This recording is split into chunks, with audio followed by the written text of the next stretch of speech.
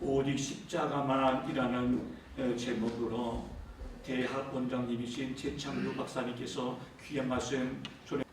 할렐루야. 아멘. 자, 오늘이 무슨 날인지 아시죠? 3.1절입니다. 빨간 날 3.1절에 오늘 결연한 의지를 가지고 감리신학교에 입학하신 여러분을 환영하고 축복합니다. 아멘.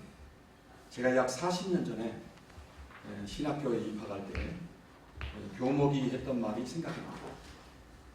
신학교 1학년이 되면 목사가 되고 2학년이 되면 장로가 되고 3학년이 되면 집사가 되고 권사가 되고 집사가 되고 4학년이 되면 평신도가 되어서 졸업하고 나간다는 그런 얘기를 들은 적이 있습니다. 처음에 조금 배우면 다 아는 것처럼 그렇게 여겨지게 되죠. 여러분, 신학이라고 하는 이 학문은 하나님에 대해서 배우는 학문입니다. 배우면 배울수록 배울 것이 더 많이 느껴지는 것이 바로 신학이라고 하는 학문입니다. 저는 학부 때부터 신학을 했는데 박사과정까지 등록금 내고 16년 동안을 공부를 했습니다. 지금도 모르는 것이 많고요. 그리고 배워야 할 것이 너무나 많은 것 같아요. 그러니까 지금도 계속 배우는 자세로 그렇게 목회를 해나가고 있습니다. 논에서 자라는 벼가 처음에는 꼿꼿이 서 있습니다. 그리고 익으면 익을수록 점점 고개를 숙이게 되죠. 알맹이가 여물면 여물수록 이제 고개를 숙이는 것입니다.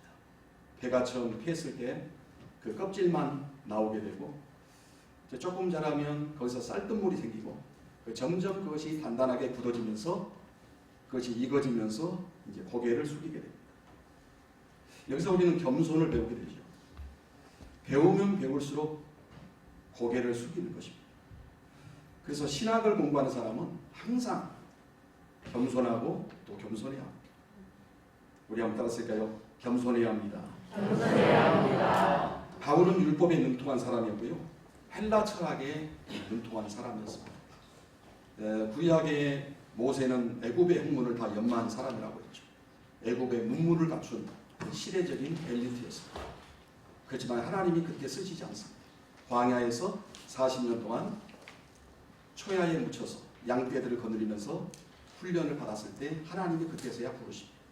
애굽의 때를 다 벗기시고 그리고 하나님을 쓰세요. 바울은 어떻습니까?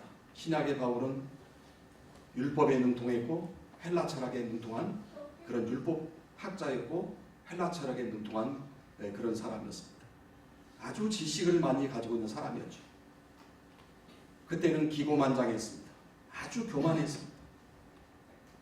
그때 당시에 바울이 가지고 있던 지식이나 포지션은 정말 자랑할 만했죠. 그래서 빌립보서에 보면 바울이 자기 이력서를 쭉 나열하고 있습니다. 베냐민 지파 왕손이요, 히브리인 중에 히브리인이요, 그러면서 쭉 자기를 열거하고 있는데 그것은 자기를 자랑하기 위해서인 것이 아니라 자기도 자랑한다면 이럴 것이 있지만 이것을 자랑하지 않는다는 거예요. 그래서 바울이 그때 당시는 굉장히 자만했고 교만했습니다. 그런데 기독교인들을 잡아가기 위해서 다메섹을 향해 가는 도중에 부활하신 주님을 거기서 만나게 됩니다. 찬란한 빛 가운데서 그 주님을 만나게 되고 거기서 이 바울이 완전히 꼬꾸라지게 됩니다. 어떤 사람도 바울을 변화시킬 수가 없었어요. 주님께서 바울을 변화시키셨어요. 거기서 무릎을 꿇게 되고 완전히 꼬꾸라져서 눈이 멀게 되고 그리고 나중에 눈이 벗겨지면서 세상이 달라 보이기 시작했어요. 가치관이 바뀌고 세계관이 바뀌고 완전히 토탈 체인지가 된 거죠.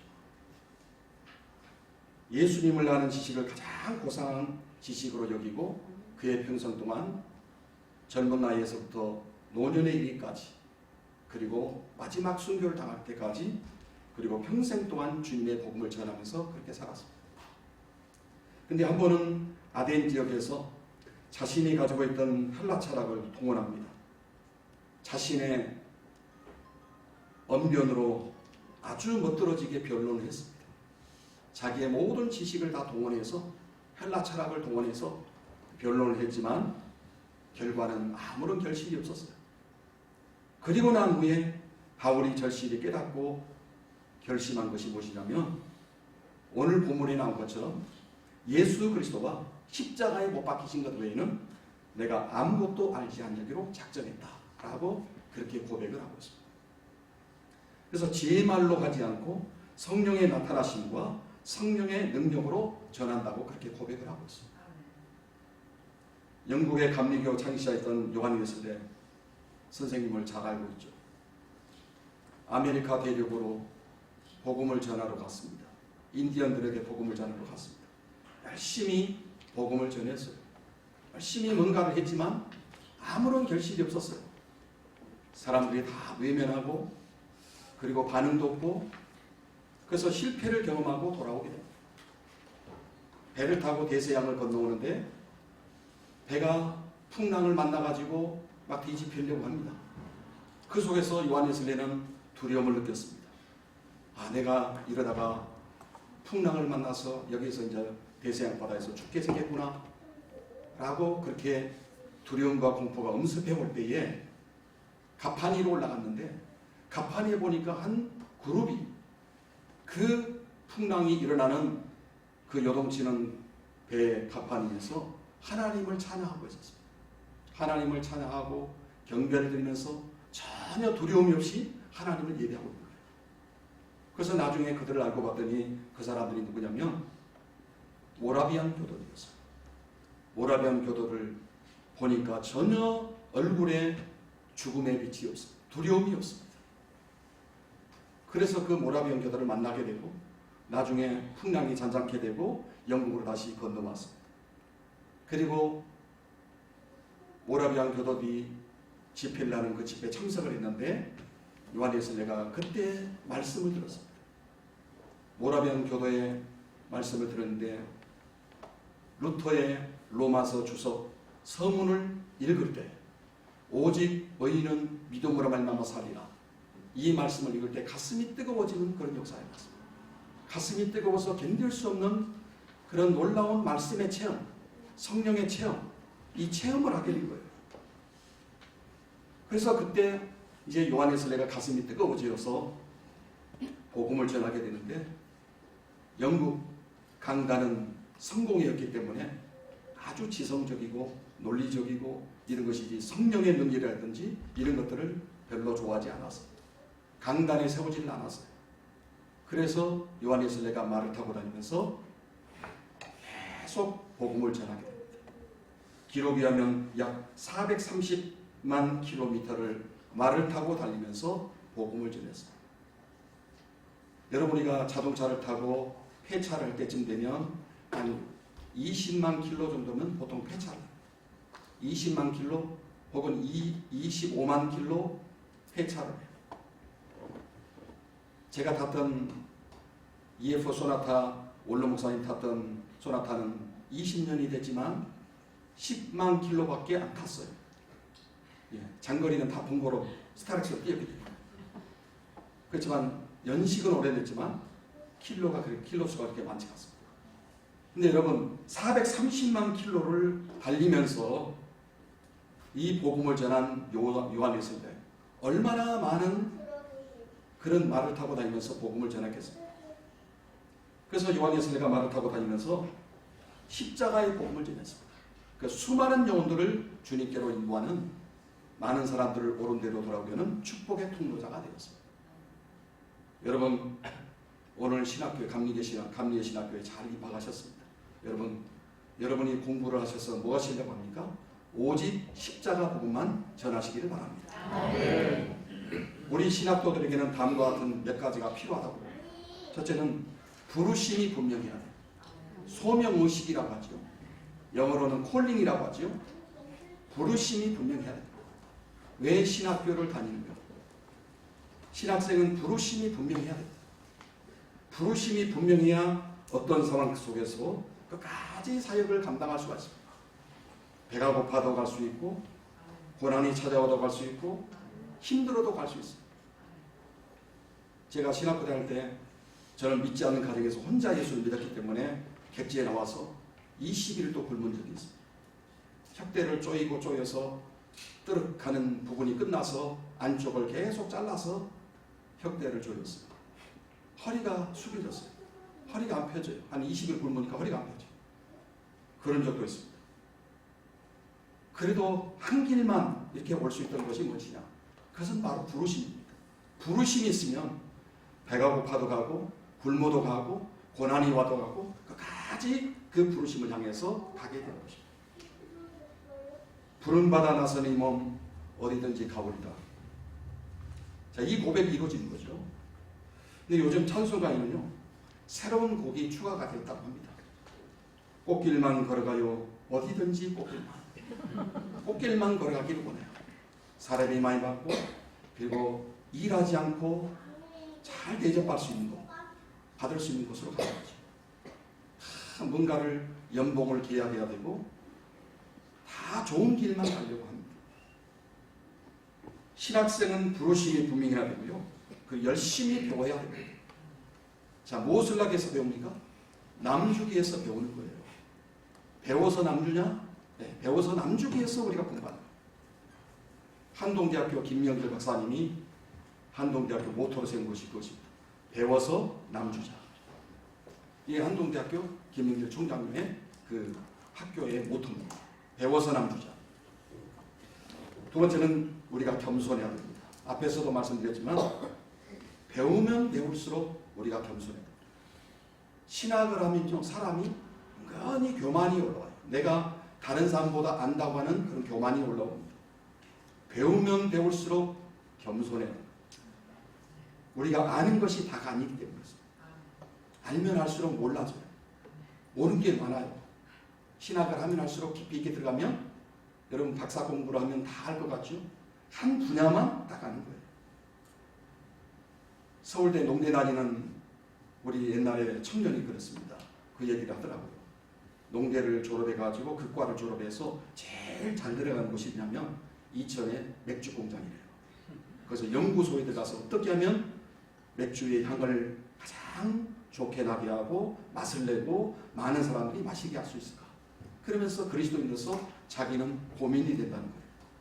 거기서 잘 풀리는 것이 이천의 맥주 공장으로 들어가는 것인데, 그러면서 자기가 고민을 하는 것입니다. 그 친구가 하는 얘기가 뭐냐면 된장을 만드는데 거기서 연구해가지고 박사 논문을 쓴다.